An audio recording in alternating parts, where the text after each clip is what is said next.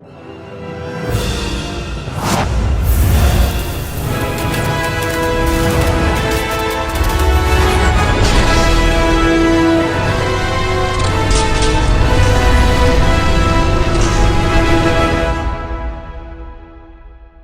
going on, everybody? Welcome back to another video. In today's video, we're going to be talking about the brand new Marvel Cinematic Universe film, Black Panther: Wakanda Forever.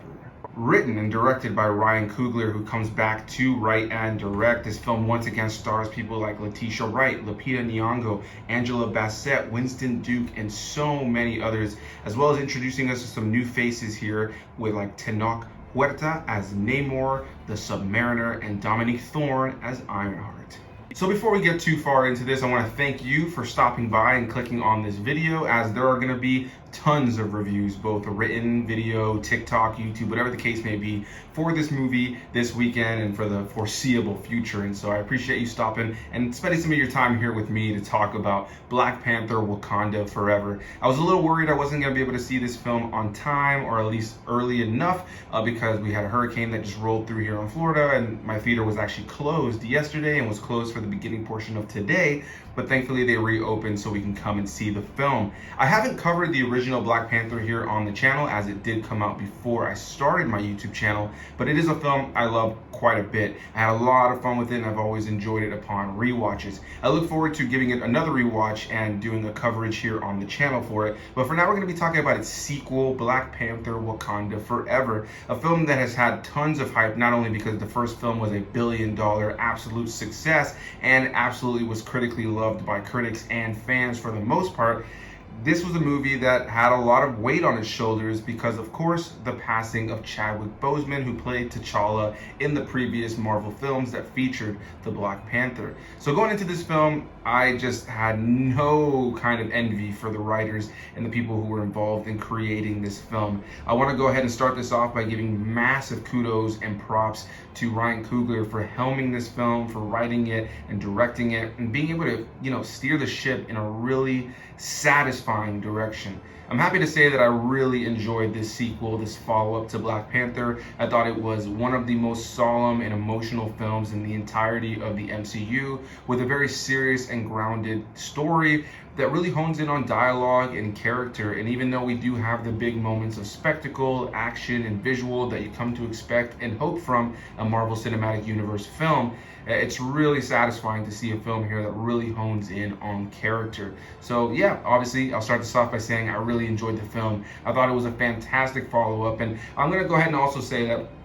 I'm sure people are going to be asking about comparisons, and I think there are things about this film that I liked more than the last film, and I think there are things about the original Black Panther film that I enjoyed more, and I'd say I give that original Black Panther film the slight edge in terms of which one I enjoyed most, but I do think they're pretty equal films in a lot of their own ways. Of course, there are elements I think that certain films have that are stronger than the other, though. Now, I made a video back when Chadwick Boseman passed away, of course, talking about his career and just the impact he made, and it's just heartbreaking to go into this film right out of the gate and know that he's not going to be in it, at least not to the capacity of, being the lead character, or, actually being a character that's a central part to this movie. But what was beautiful is that his spirit is 110% here. His spirit lives through this film. He is included in this film just with the spirit of not only the character of T'Challa, but also Chadwick Boseman. The weight of the impact that he had, not only on this franchise, but on these characters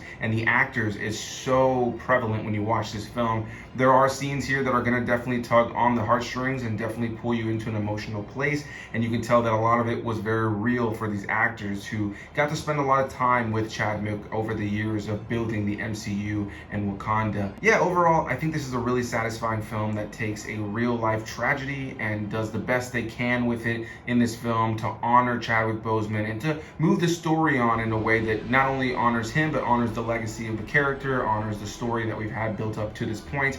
And yeah, again, I just want to give massive praise and kudos to all the people involved who really just came to play when it comes to this movie. Now, of course, I'm just going to steer away from spoilers, not even really talk about what this movie is all about. If you've seen the trailers, I'll just go ahead and go off of that. In the trailers you see that Namor, the Submariner, is here, and yeah, this is a character that I've always really wanted to see on the big screen and see in a movie or show of some kind. You can go back to old, Marvel cartoons of the 70s, and he was around in a lot of those things. Namor is one of those really popular Marvel characters who had yet to really get any real big on-screen representation, especially in recent years. There are plenty of cartoons and video games that have featured him, as well as older cartoons and comic books, of course, plenty, but he hadn't really gotten too much live action interpretations in any way, shape, or form. So it's great to see him here. I think Tenoch Huerta does a fantastic job of playing the character. He brought a lot of soul, a lot of spirit,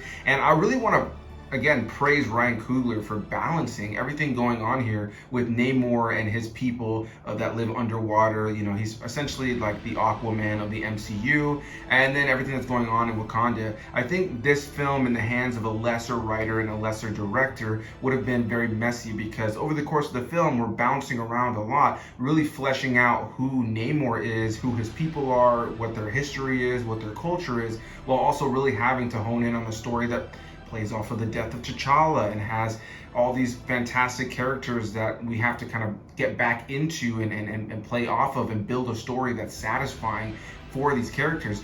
There was a lot on this film's plate, and I think that Ryan Coogler gives a really satisfying film here. I do have some gripes, and we'll get into that in a moment, but for the most part, on the story level, I think it's really well balanced. I think that they do a good job of spending a lot of time with the various characters that we need to spend time with. This film does have a slower pace than a lot of recent MCU projects, which I really enjoyed. It might turn some away, but I felt like the scenes were really strongly utilized to hone in on the dialogue and the character development, and even for the moments that I did think were slow in this film, I ultimately felt that they were utilized well to really expand upon these characters and the narrative to give us a satisfying conclusion by the time we get to the end. I mentioned before that Ironheart appears in this film. We have Dominique Thorne playing the character, and I will say that one of my gripes with the film was that I enjoyed her portion of the film. I enjoyed how she was included here and how she was introduced, and I really look forward to seeing her become a bigger character on screen, as she is a character who has been around for a bit but doesn't have as much of comic book tenure as a lot of the other characters.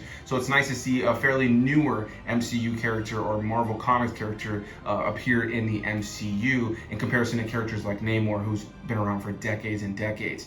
I really enjoyed her character, but I don't really feel like she was given a whole lot to do when I looked at the whole story overall, and I would say that definitely was one of my gripes of the film, was that I felt like she was a little bit underdeveloped, though I still did enjoy her presence in the film. Beyond that, this is a technically well-made film from beginning to end. The cinematography, the performances, the set design, the costume design, the actual costumes themselves, the production value was definitely solid, outside of a couple of moments of noticeable green screen, as well as some cartoony CG from time to time in some of the action, which I do think plagues the first film as well. Overall, I thought this was a really well-made film that utilizes fantastic practical effects and practical locations and sets that really immerse you in these locations that we spend time with, especially when we're in Wakanda, where you really feel like that place fully does exist. Make sure you guys stick around for sure for the post-credit scene. There is a mid-credit scene, I should say, actually, that's just the one scene that's in the middle of the credits. There's not another one. This film definitely has a lot of impactful, emotional moments and is epic in scale and scope. It really tackles grief and the idea of culture, the idea of tradition, and I think it does a really good job of balancing all of that between not only the Wakandans and the characters that we've spent time with, but also the new characters we're being introduced to as well, like Namor and his culture. I don't want to dive too deep into other things, but you can go into this movie expecting pretty much what you want out of an MCU film, but with a far more solemn and serious tone. This film does have moments of levity. There are jokes throughout from time to time, but for the most part, this is a film that takes itself seriously, that is trying to tell a serious story. It has the big scale, it has the action and the big scope and the things that you come to expect from an MCU installment, but it really has heart and charm and a message, and I think it right at its core is really a character film more so than an action film, even though the action element 110% really does deliver. And of course, as we've come to expect with any MCU installment, there are plenty of small moments of references and connections to other films that are definitely setting up for future MCU installments, but of course I'm not going to talk about any of that here. A big thanks to you guys for watching. I definitely want to hear what you guys have to say. Overall, I was very satisfied with this film. I was looking looking forward to it a lot. I thought that the trailers leading up to it were fantastic, and I truly did not envy the position of anybody involved in making this film after the death of Chadwick Boseman and having to try to incorporate that into the story in a satisfying way that really honors his character and him as an actor. And I think for the most part, Ryan Coogler and the team definitely did a fantastic job here. And in a lot of ways, this is Letitia Wright and Angela Bassett's film. I think they give fantastic performances throughout. And overall, I think the cast across the entire film is top-notch. I highly recommend checking out this film, especially if you're a fan of the MCU, Black Panther. I almost feel like talking to you guys watching this.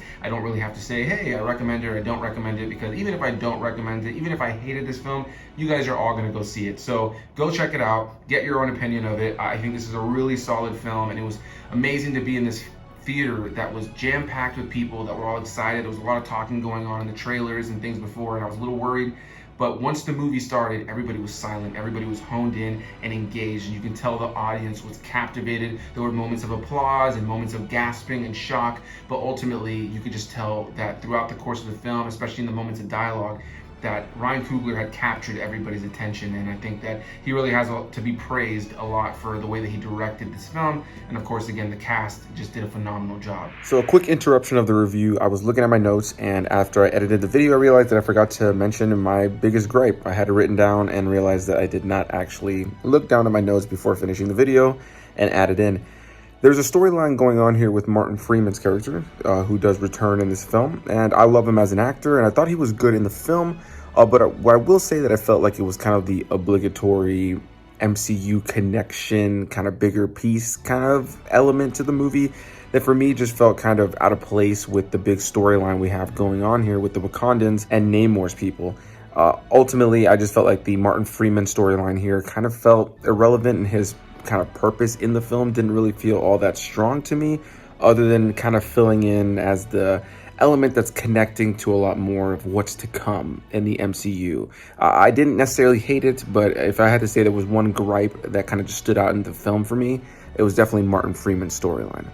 So again, a big thanks to you guys for watching. Hit that like button if you guys enjoyed this video. Comment your thoughts down below. Did you like this movie? Did you not like this movie? Definitely looking forward to hearing different opinions on this movie and where this ranks for a lot of people in the MCU. I don't know which one I like more right now, the first one or this one. I'm gonna lean a little bit more towards the first one, but there are some massive strengths that I think this film has that the first film didn't have. So I think what one has, the other doesn't, and vice versa. But I do look forward to rewatching these films and, you know, kind of honing in which one I prefer as the years go on. Big thanks again to you guys for watching, and I'll see you guys in the next one.